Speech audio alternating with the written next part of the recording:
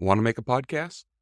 Spotify's got a platform that lets you make one super easily, then distribute it everywhere and even earn money. All in one place for free. It's called Spotify for Podcasters, and here's how it works. Spotify for Podcasters lets you record and edit podcasts right from your phone or computer, so no matter what your setup is like, you can start creating today. Then you can distribute your podcast to Spotify and everywhere else podcasts are heard. Video podcasts are also available on Spotify. And when you want to take conversations with your fans to the next level, Q&A and polls are the best way to get them talking. With Spotify for Podcasters, you can earn money in a variety of ways, including ads and podcast subscriptions. And best of all, it's totally free with no catch.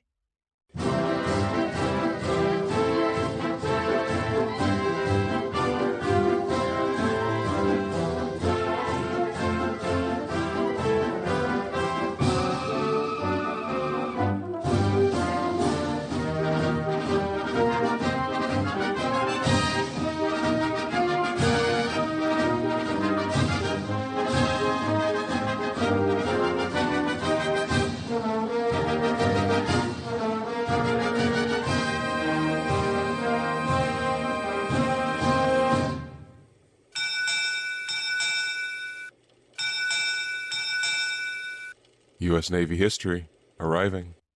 Welcome back to the U.S. Navy History Podcast. I am Dale, and I am joined by the third officer who is hoping for the XO spot, Christoph. Hey everyone, it's good to be here.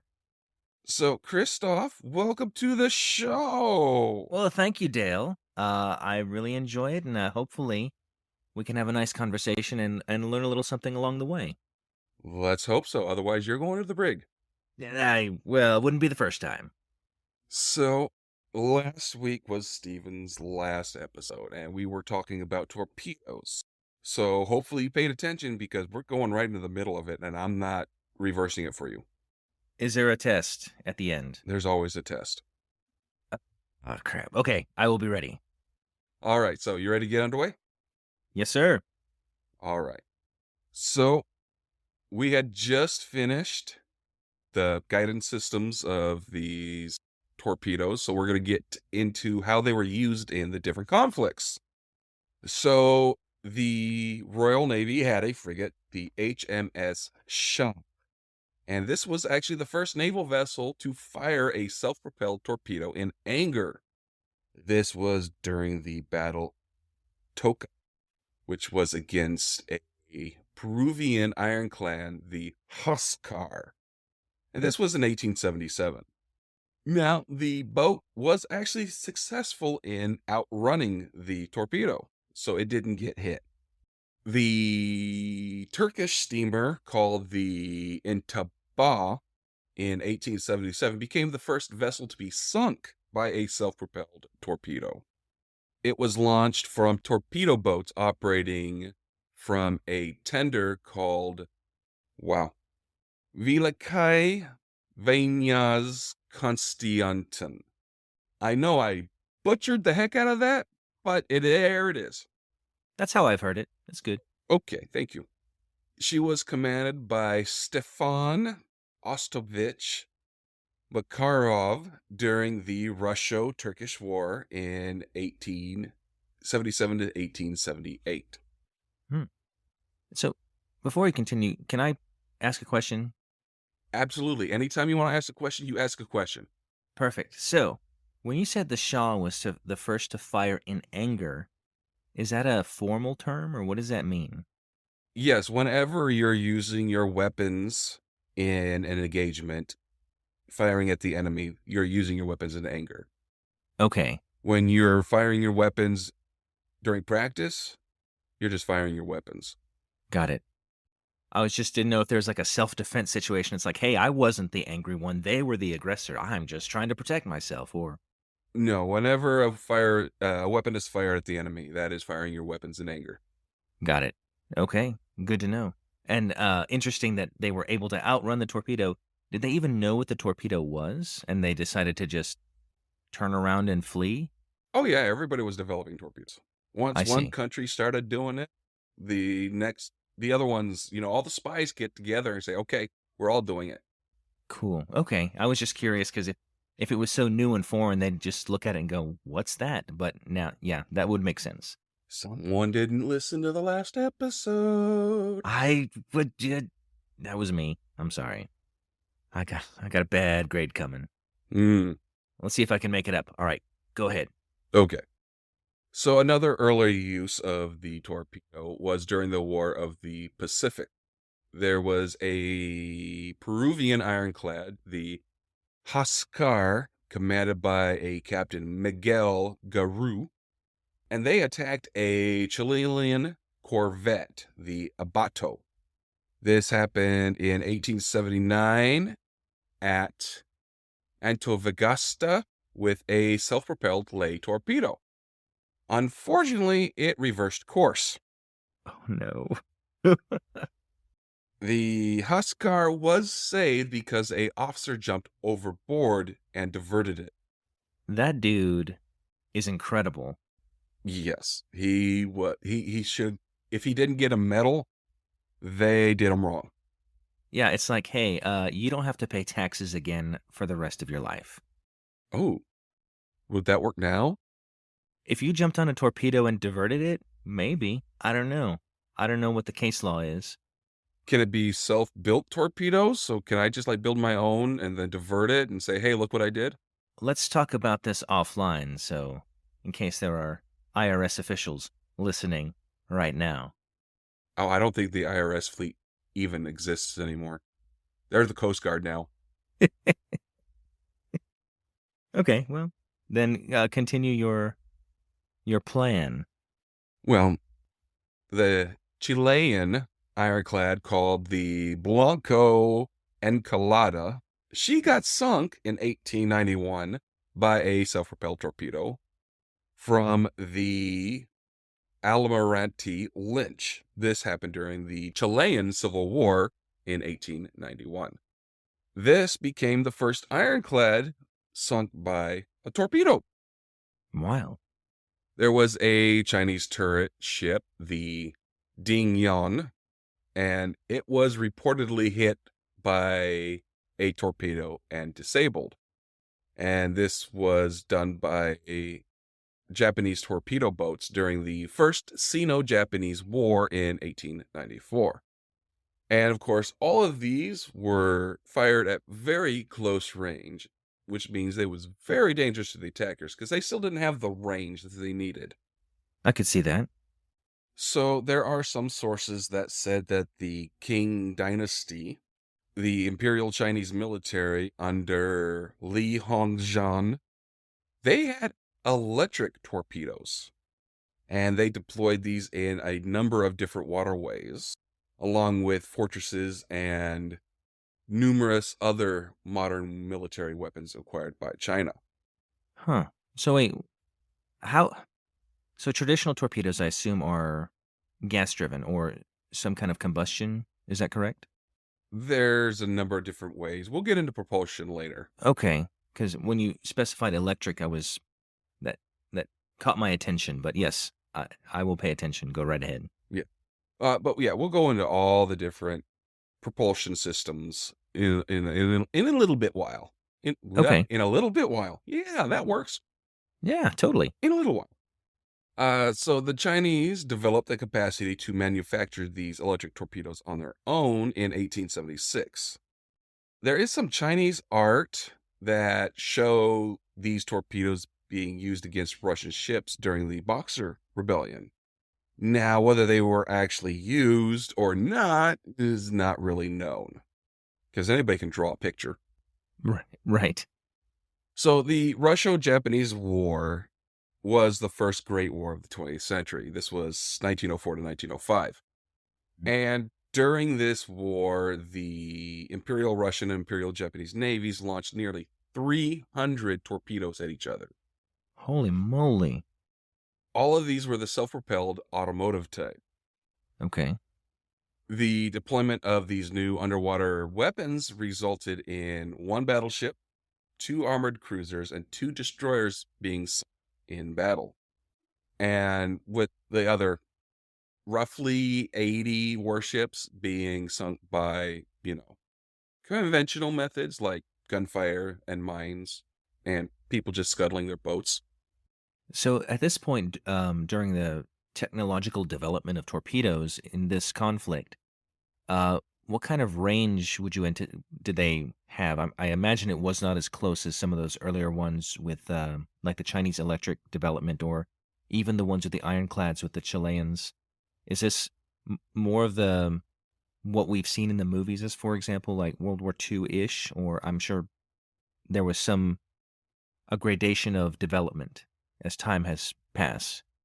Well, I mean, this is still before World War II, so they're still working on. We're not going to get World War II ranges. I mean, the first batch in the 1870s went around 1,000 yards. That's not bad. So while I don't specifically know in the early 1900s how the ranges are, it's still not far enough to be comfortable. Yeah, so you still have to get really up close to your enemy before you deploy these for them to be successful. Plus, you also got to think of failure rates, guidance troubles. Oh, yeah. Because even World War II, the U.S. at the beginning, they had really, really crappy torpedoes. I imagine everybody had pretty crappy torpedoes at first. The U.S. had even worse. Were even Oh, worse. Oh yeah. ugh. Come on, guys. Well, hopefully we'll get it together. Let's keep listening. Yeah. Eventually, in 1905, during the Battle of Tsushima, the flagship of the admiral, the battleship Kanyez Suvorov, had been pretty much just hammered with 12-inch guns into pretty much a wreck. So because of this, the Russians started scattering, and so the Togo prepared for pursuing them. Okay. And while doing this, he ordered his torpedo boat destroyers to finish off the Russian battleship. So it was set upon by 17 torpedo firing warships, Huh. 10 of them destroyers and 4 of them torpedo boats. They launched 21 torpedoes at this battleship. 3 hit. That's insane. I guess every time I would imagine a torpedo being launched, I know there's a chance of it missing, but I would imagine it'd be much higher than 3 out of 21. Oh, it's hard to hit something. Everything's moving. Well, ships seem like rather large targets. Yeah, I guess you do have to kind of. There's water resistance and the movement of the ships and the waves and. Yeah, the movement of the ships, the movement of the water, everything's in flux. Naval warfare is not easy. No, I imagine not. Huh. Well, yeah, I guess, again, a lot of my wartime reproduction information comes from Hollywood, which they don't show a lot of the misses, except for that one scene in The Hunt for Red October. But, yes, again, continue. So these 3 were enough, though, and she sank pretty quickly and took about 900 men with her. Oof. So at the end of the Russo-Japanese War, they came up with an idea of dropping torpedoes from aircraft. Oh, yeah, aircraft was developed or was in progress or first deployed properly, formally, during World War I, from what I understand. So this would be prior to that? World War I would be 1914-ish to 1918? Yeah, something like that. I'm more thinking of World War I is the beginning of using aircraft. Right. Mostly it was used for scouting, and some of them did have machine guns, especially towards the end, and bombs that were used were dropped by hand. They were kept in a little cubby right next to the pilot, and they would just pick up the bomb, put it over the side of the plane, and drop it. Huh. That seems not, I don't know. I have a lot more respect for pilots, we'll say. But this dropping torpedoes from planes was thought of in the early 1910s by a guy named Bradley A. Fisk, who was in the U.S. Navy. Huh. He was given a patent in 1912, and he worked out the mechanics of carrying and releasing a torpedo from a bomber. And he's the one that came up with tactics that included nighttime approaches. So, the target ship would be less able to defend herself. Fisk determined that the torpedo bomber should, descend very rapidly in a sharp spiral to evade the enemy AA guns.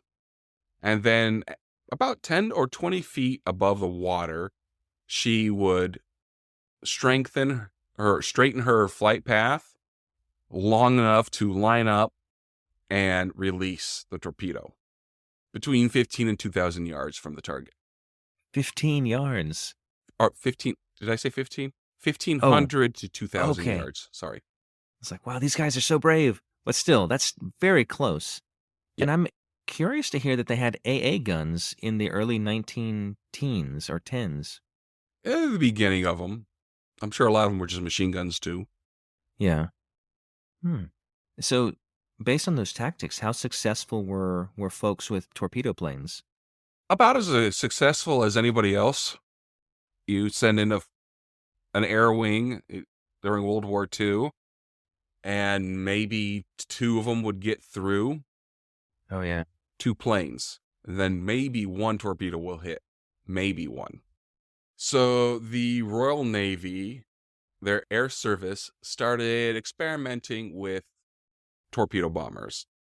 And the first successful drop was in 1917.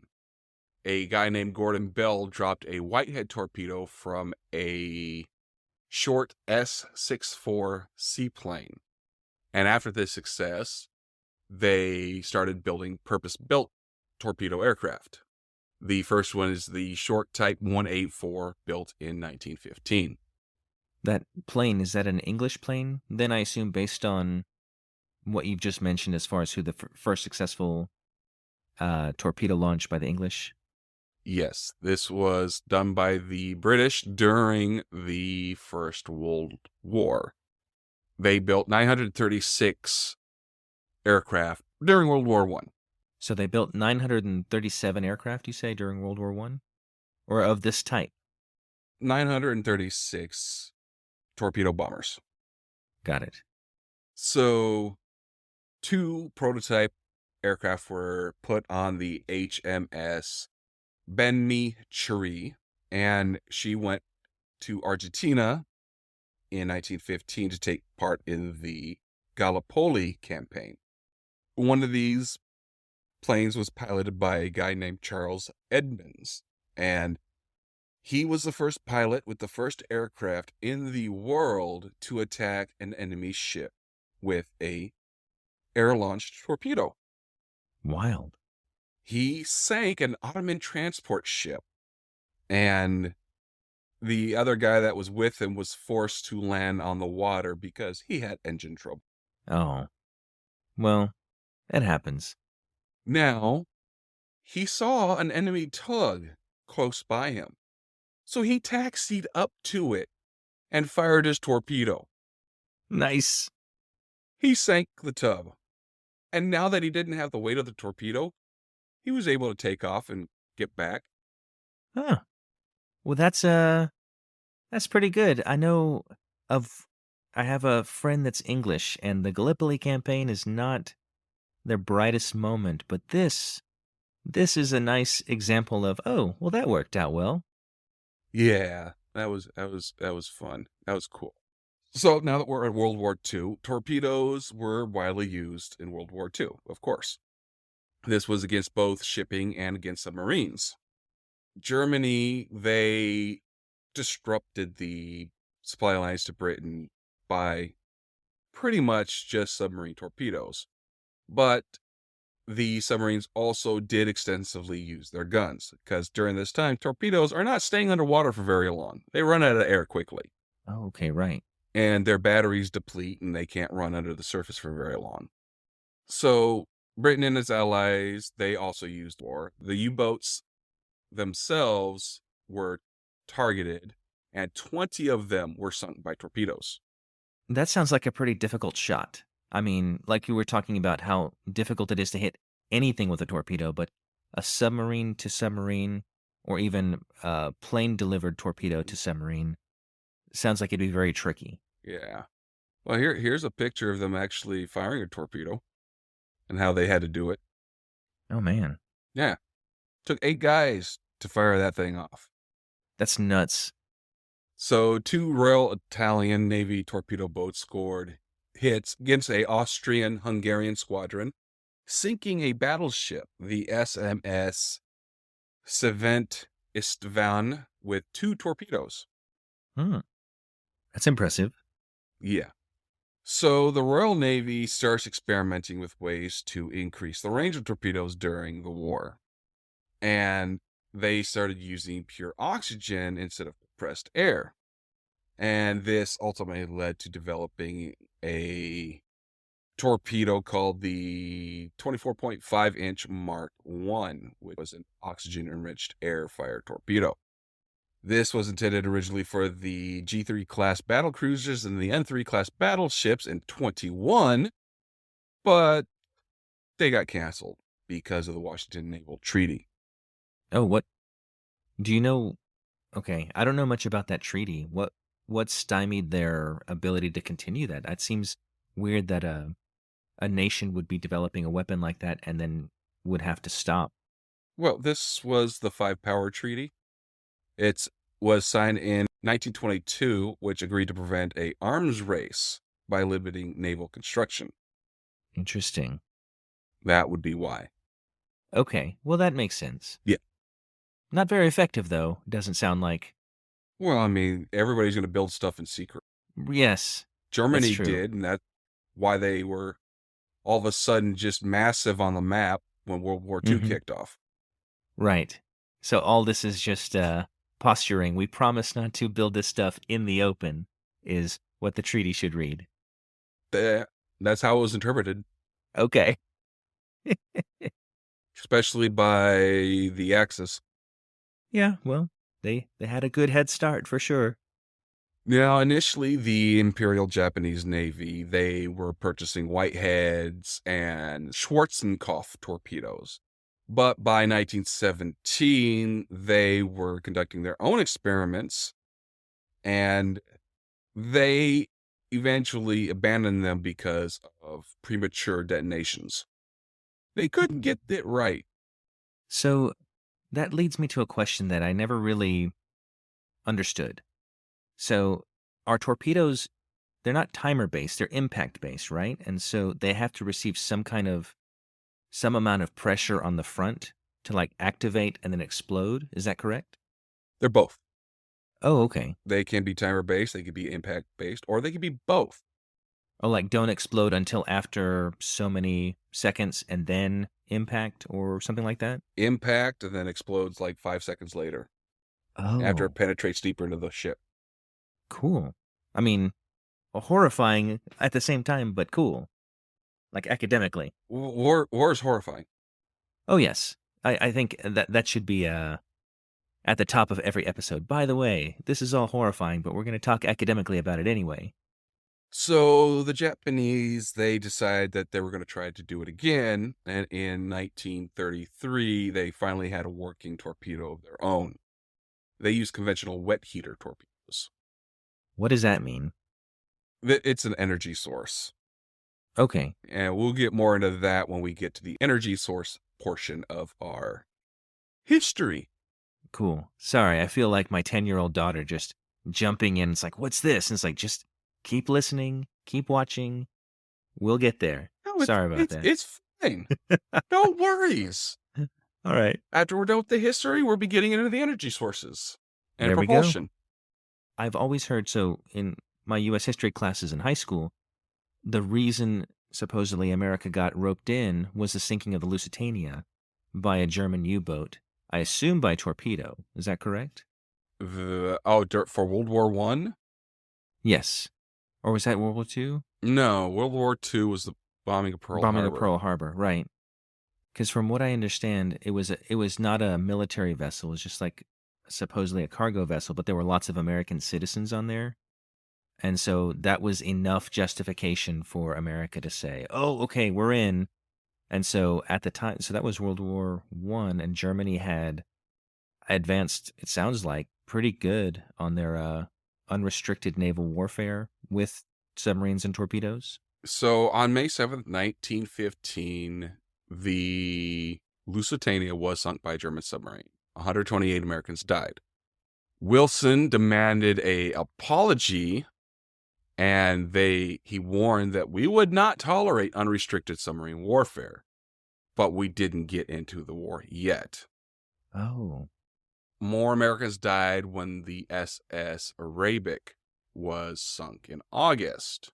so was that the trigger, or did it just? There's an element I'm missing, and I apologize for not remembering. This is all the ramp up to it. Okay. Oh wait, the Zimmerman note, was that World War One, Yes. where the Germans communicated to Mexico? It's like, hey, if you help us in this fight, we'll give you back like Texas, Arizona, California, all that stuff you lost to America. Yes, it was. The Germans were like, yeah, we sent it. What? That's what we would do. They were not very tactful on the diplomacy front. Yes. So what really drew everything in was because of the German submarine offensive, trade ships were starting to just stay in port, and this caused food shortages on the East Coast. So Congress said, okay, let's arm the merchant ships. And this is what made the administration committed to war. And so on April 6th, Congress declares war on Germany. Wow. Torpedoes play a pivotal role in America's history. And we'll get into more of that when we get into World War I. Yes. So before World War II starts, pretty much all navies were skimping out on the test of their torpedoes. So only the British and Japanese had fully tested torpedoes at the start of World War II. Unreliable torpedoes caused a lot of problems for the Americans in the early year of the wars, primarily in the Pacific Theater. The Royal Navy's 24.5-inch oxygen-enriched air torpedoes saw service in the 2 Nelson-class battleships, but by the start of World War II, the enriched oxygen had to be discontinued because of safety concerns. Yeah, I bet. During the final part of the battle against the Bismarck, I'm sure that's a name you know, It is indeed. the Rodney fired a pair of 24.5-inch torpedoes from her port side tube and got one hit. It was declared as unsinkable, so probably one hit from a torpedo it could just totally shrug off. Yeah. So this is the only instance in history of one battleship torpedoing another. Huh. I guess from a surface class ship, firing guns just would be more effective generally, right? That depends on the ship. Battleships were designed to be mobile gun emplacements. Okay. Destroyers are designed more for fast maneuvering and for torpedoes. Using torpedoes because they can zip in, fire off the torpedoes, and zip right back out. That makes sense. So a battleship doing that isn't as sensible as a lot of quicker, smaller ships, Yeah.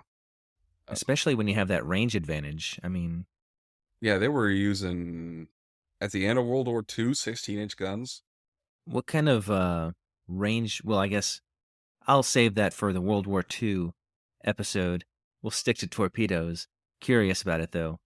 Let's put it this way. During the Gulf War, the USS Missouri was firing rounds the size of Volkswagens into Iraq. Yeah, that's huge. So the Royal Navy, they keep continuing their torpedoes, the oxygen-enriched ones, with the 21-inch Mark 7. This was designed for the County-class cruisers, but once again, these were converted to run on normal air because they were dangerous as they all get out. Hmm. The Royal Navy were instead trying to perfect the Brotherhood burner cycle engine, which offered a performance as good as oxygen-enriched air, but, Not as volatile. yeah. And this ended up being the very successful and long-lived 21-inch Mark 8 torpedoes. Now, just for clarification, you've mentioned a measurement a couple of times, 21 inch, 24 inch. I assume, is this diameter Yes. or length? Okay.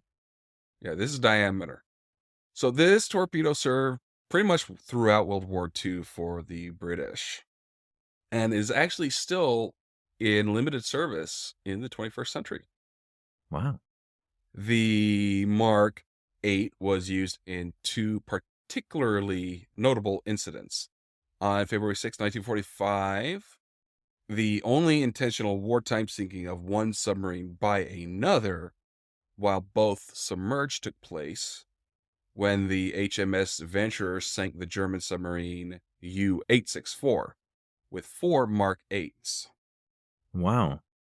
And then on May 2nd, 1982, when the Royal Navy submarine HMS Conqueror sank the Argentine cruiser ARA General Belgrado with 2 Mark 8 torpedoes during the Falklands War. Wow. Only two. This is the only sinking of a surface ship by a nuclear power submarine in wartime, and the second sinkings of a surface ship by any submarine since the end of World War II. Very cool. I think it's interesting when you were mentioning was it the Adventurer or the Avenger, the Royal Navy ship versus the German U-864. Mm-hmm. The naming conventions are so wildly different, and yeah, I don't know. I prefer the British style. Well, the Germans were also pumping out U-boats left and right. Oh, they just so many they couldn't even name them. They only had a projected lifespan of one tour. Oh, Yeah, they did not expect them to last long, and a lot of them didn't. I did not know that. So, I mean, why come up with names when they're not going to have it next week anyway? Yeah, once you're in the 800s, I mean, makes sense. So, a number of different surface ships, submarines, and aircraft were armed with torpedoes. Naval strategy at the time was to use torpedoes launched from submarines or warships against enemy warships in a fleet battle on the sea. There were concerns that torpedoes would be ineffective against warships with heavy armor. So, what they tried to do was detonate torpedoes underneath the ship, which was supposed to damage its keel and other structural members in the hull. This was commonly called breaking its back because the keel is the back. Okay. So I imagine keels were probably not as armored as most of the rest of the ship, correct? The keel is the initial frame that goes from all the way from the front to the back. Mm-hmm. So if that gets damaged, the structural integrity of that boat is gone. Right. And that the only way to access that is underneath the boat. That makes sense. So they demonstrated this by using magnetic influence mines in World War I. So they would set a torpedo to run at a depth just beneath a ship, relying on a magnetic exploder to activate at the approximate time. Germany, Britain, and the US devised different ways of doing this. The German and American torpedoes unfortunately suffered a number of problems with their depth keeping mechanisms. They had faults in the magnetic pistols shared by all of their designs. And of course, because of the inadequate testing they were doing, it failed to reveal the effect of the Earth's magnetic field on ships and the exploder mechanisms. So this resulted in a lot of premature detonations. Interesting. Yeah, I guess when you're dealing with magnets and not uh, taking into consideration perhaps the largest magnet in existence, that might be a problem. Yeah. So the Kaiser Marine and the Royal Navy promptly found that problem and eliminated that problem. And in the U.S. Navy, there was a lot of wrangling over the problems plaguing the Mark 14 torpedo. Trials had allowed bad designs to enter service, and both the Navy Bureau of Ordnance and the United States Congress were pretty much too busy trying to protect themselves to fix the problems. So fully functional torpedoes only became available to the Navy 21 months into the Pacific War. So that seems a lot longer than probably most people think about if they think about it. Um, what did that mean as far as the U.S. Navy's ability to engage the Japanese if they had, I guess, was it just all surface guns, primarily since the torpedoes were so unreliable? And then how did they deal with submarines? Or how many did the Japanese even have? And I know this is all coming up on a future episode. Well, So when this we may be, get to World War II, eventually. yeah. Uh, so, no, the Navy still used the torpedoes they had because you still had a chance of it working. Yeah. But primarily, Navy used its air power, Right. bombs, and torpedoes. You also had the surface ships.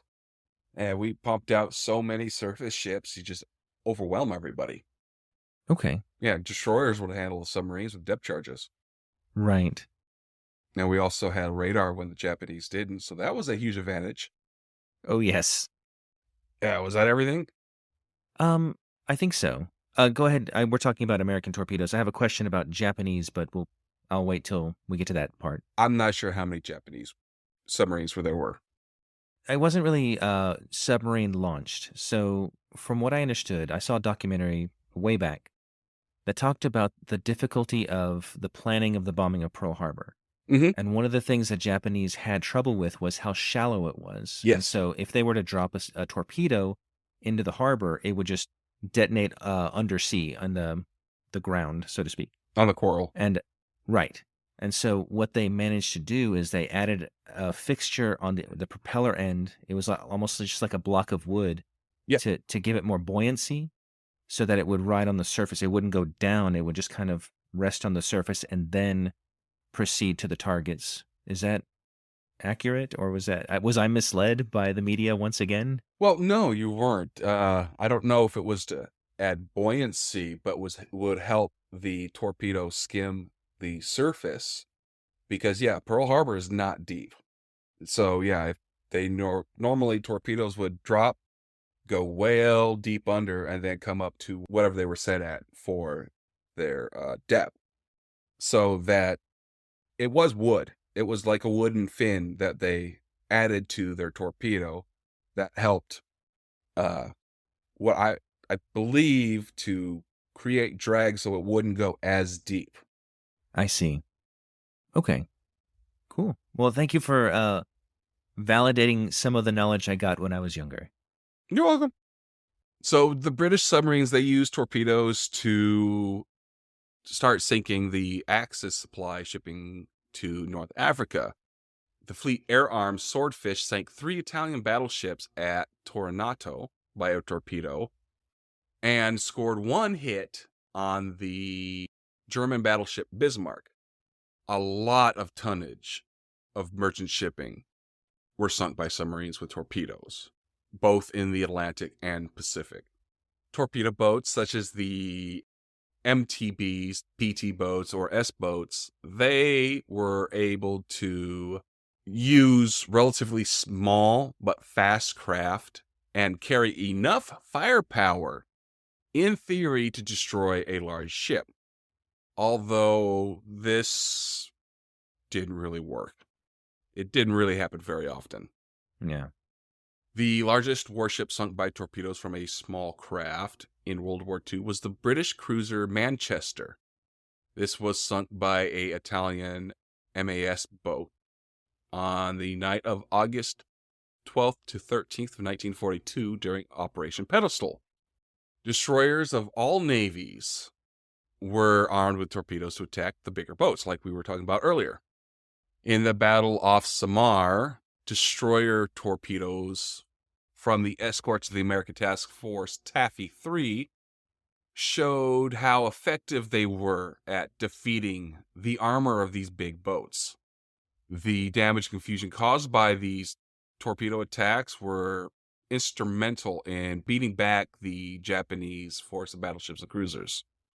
In the Battle of the North Cape in 1943, torpedo hits from British destroyers Savage and Saumarez, they slowed a German battleship called the Scharnhorst enough for the battleship Duke of York to capture and sink her. Nice. And in May of 1945, the British 26th Destroyer Flotilla ambushed and sank the Japanese heavy cruiser Haguro. So, during World War II, a guy named Hedy Lamarr. Oh, that was a lady. And she was a famous songstress. During World War II, a lady named Hedy Lamarr and a composer named George Antheil, they developed radio guidance systems for American torpedoes. They wanted to use frequency hopping technology to get over jamming of their torpedoes. And as unfortunately, though, radio guidance had been abandoned a number of years earlier, so it ended up not being pursued. So it was eventually adopted in the 1960s. That technology, so I know a little bit about the electronics industry, and that's like the foundation of a lot of our cell phone wireless technology, especially CDMA. If you're into CDMA versus GSM, it allows you to have more users in a domain because you can just swap the frequencies that they're on and accommodate more than what a normal carrying capacity could be. It's really revolutionary what they came up with. Yeah, the spread spectrum techniques that they're using, that they invented, are in our Bluetooth technology and are in legacy versions of Wi-Fi, as you were just saying. Yeah, it's amazing. Alrighty, so we still have a lot more to get to, so we're gonna just end it there. All right, so we are teamed up with HeroCars.us, where we honor one of our fallen angels at the end of every episode. So today we are going to honor Water Tender First Class Elmer C. Bigelow. His hometown was Hebron, Illinois. He was stationed aboard the USS Fletcher DD 445. He received the Medal of Honor and Purple Heart. His date of sacrifice was February 15th, 1945. He was killed in action off Corregidor Island in the Philippines. He was 24 years old. So, Elmer C. Bigelow probably knew that rushing into a smoke-filled compartment on a burning ship without any protection would not end well. But he also knew that the crew would suffer devastating effects if he didn't. So he put his life on the line to save them. And for that, he was given posthumously the Medal of Honor. He was born July 12, 1920 to Albert and Verna Bigelow. Sometime after his younger brother Lester was born, his parents divorced. Both boys lived with their mother and stepfather in Hebron, Illinois. His friends growing up remembered him as quiet, easygoing, and who liked to hunt and ride his motorcycle. After graduating from high school in 1938, he worked in Woodstock, Illinois at the Alamite Die Casting and Manufacturing. His younger brother joined the Navy during that time and survived the bombing of the USS West Virginia during the Pearl Harbor attack. That was more than likely what led to his choice to enlist in the Naval Reserve, which he did September 21st, 1942. After training, he reported to the destroyer, the USS Fletcher, which set sail for the Pacific Theater in October 1943. He rose in the ranks from a firefighter to a water tender, which meant he was responsible for tending the fires and boilers in the steamship's engine room. At some point, he got to spend 2 hours with his deployed brother as their ships met and refueled in the middle of the Pacific Ocean. According to an article in the Northwest Herald, that was the last time they ever saw each other. On February 14th, 1945, the Fletcher found itself in battle off Corregidor Island in the Philippines. He was standing on the top side of the ship when an onshore 6-inch Japanese gun fired, hitting the Fletcher and penetrating its lower decks. The shell exploded into fragments, which killed several men, hit a gun magazine, and set fire to several powder kegs in a ammunition room. Knowing that the next few minutes were critical in keeping the ship from being destroyed, he jumped into action. He picked up a pair of fire extinguishers and rushed below deck to try to quell the growing flames.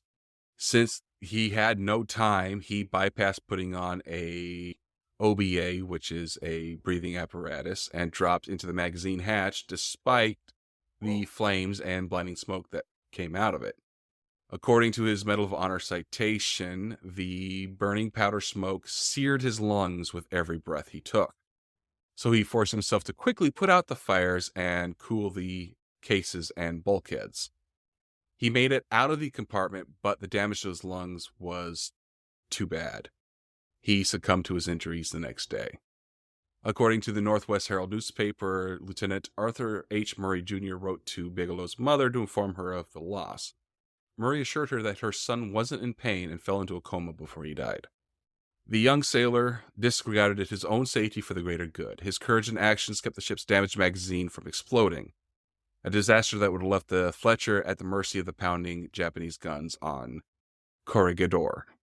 Quote, "It was your son's devotion to duty and his quick thinking that saved the ship and the lives of many of his shipmates," Murray wrote. For his sacrifice, Bigelow earned the Medal of Honor. The award was presented to his mother, stepfather, and brother on February 15, 1946, 1 year to the day after he died, during a ceremony at Great Lakes Naval Base. Bigelow was initially buried overseas, but his family had him repatriated to the U.S. after the war was over. The fallen hero was buried in Lynn Hebron Cemetery in his hometown on November 2nd, 1948. Bigelow's name has lived on. In 1957, the destroyer USS Bigelow was commissioned.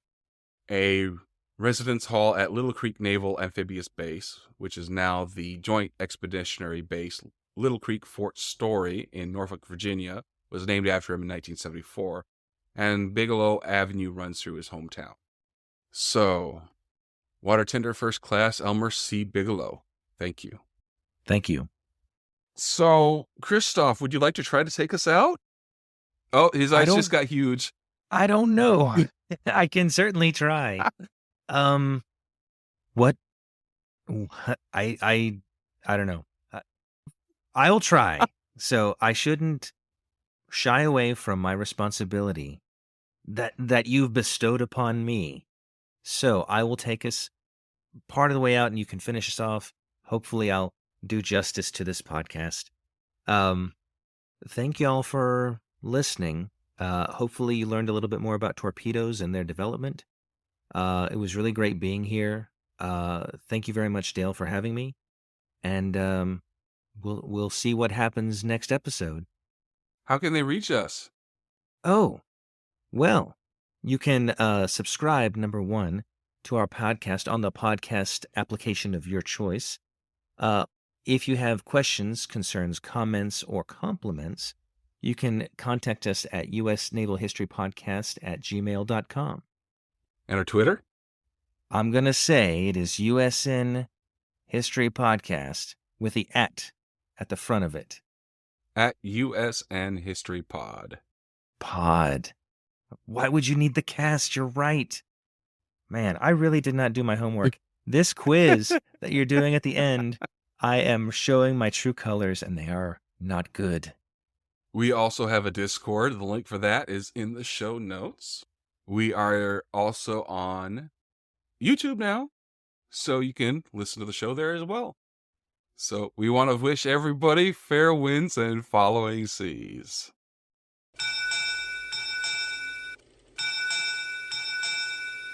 U.S. Naval History Podcast, departing.